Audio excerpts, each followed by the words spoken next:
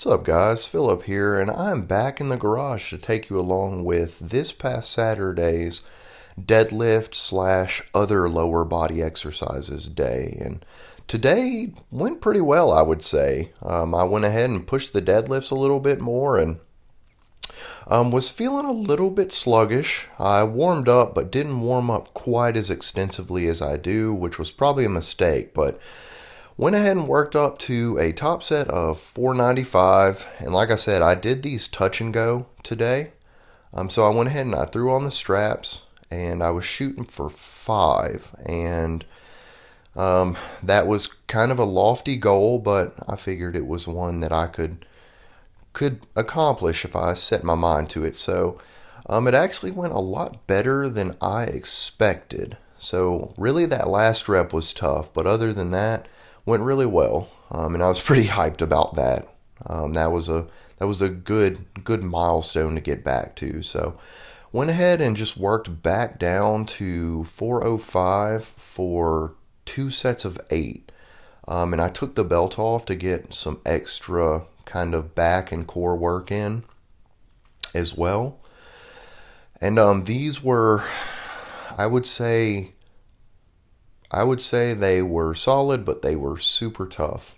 I mean, I was feeling these after I got done with them. Lock it out.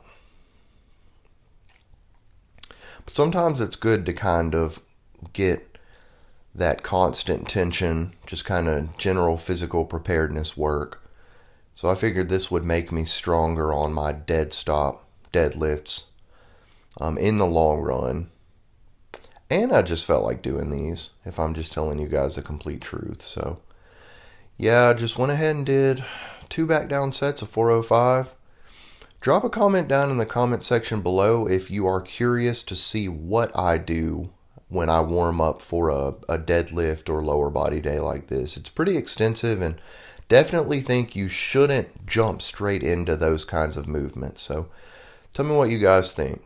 We went ahead and moved on to a split squat, and this time I didn't do them rear foot elevated. I decided to just do them off the floor, and I think this kind of stuff is great for just your stabilization and just handling heavier loads, because when you do heavier compounds, you work those really big muscles, but some of those stabilizers don't get worked as much. So I love doing unilateral type stuff, especially on lower body day.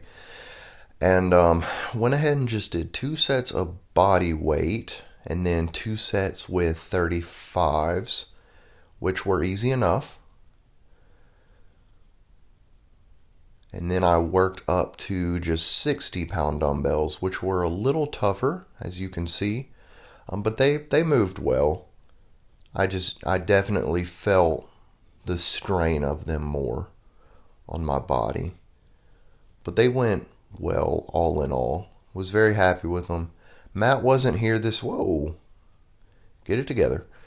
Matt wasn't here this time, so these moved along a lot faster. Love you, Matt, but you take forever.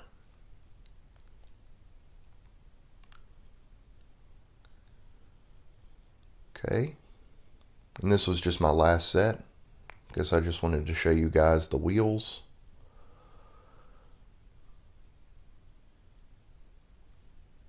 And both of these sets with the 60s moved pretty well. I'm still feeling some residual from that right groin irritation that I was talking about in the last one, but these seem to not aggravate it too much, so that's why I'm kind of doing these heavier. But when I typically get an irritation in my groin, it seems to last for quite a while, so I anticipate dealing with it for a while. But those went well.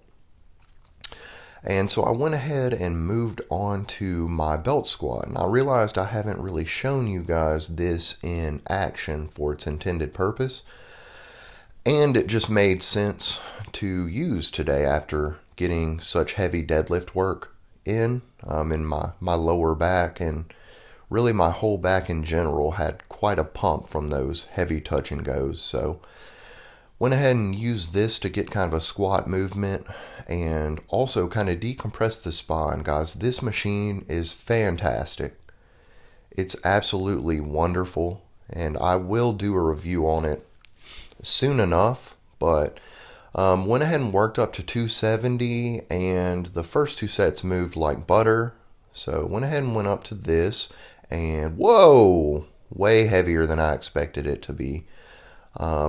Was planning on doing a set of 8, and from the first rep on, this one kind of shocked me, so I figured I'd have to kind of regroup in between each rep to get a set of 8 done. And you can see they were not the easiest thing in the world to do.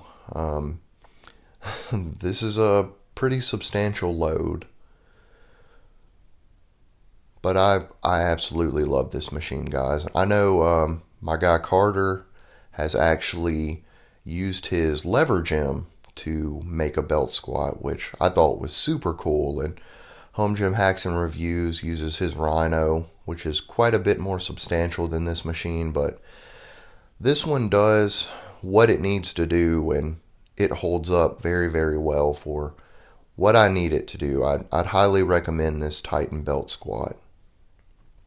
So yeah, got that set of 3 plates on each side done and went back down to 2 because it felt a little bit more manageable for just constant tension reps. And I went ahead and I just did a set of 12 constant tension on it, trying to get pretty good depth. It bottoms out at a certain point, so that's about as low as I can go on it. But I felt like the depth was pretty good, and so I went ahead and finished with kind of a drop down set. This set, guys, is something that I saw Dexter Jackson actually do, and if the blade does it, then it is good enough for me. And it is a slow eccentric with a double pause. So you go down slow, you pause at the bottom, you go high enough to basically get the tension on your quads, and then you finish through with the rep. So went ahead and finished with that. But guys, if you guys see anything that y'all are interested in, drop a comment down in the comment section below. Thanks for carrying along with me, and I'll catch you guys later.